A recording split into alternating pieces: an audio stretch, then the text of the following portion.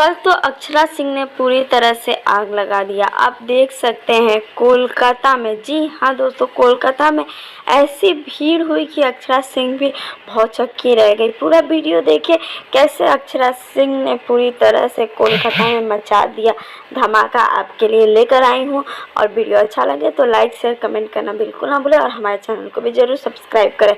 अक्षरा सिंह को अगर दिल से चाहते हैं तो नीचे कमेंट बॉक्स में कमेंट करना बिल्कुल ना भूलें।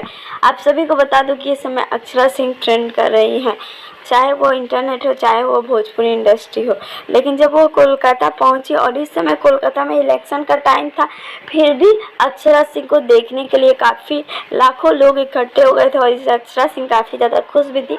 इतना अच्छा माहौल बना था, बहुत ज़्यादा स्टेज पे सभी लोगों ने धमाका मचा दिया। जी हाँ दोस्तों, बहुत खूबसूरत स्टेज शो हुआ। आप सभी के लिए मैं वीडियो लेकर आई हूँ, लेकिन उससे पहले ये कहना चाहती हूँ कि अगर वीडियो पसंद आए तो वीडियो को लाइक करना ना भूलिएगा और देख लीजिए कैसे दिल खोल के कोलकाता के लोगों ने कैसे स्वागत किया अक्षरा सिंह का। उम्मीद करती हूँ कि आपको वीडियो पसंद आया होगा।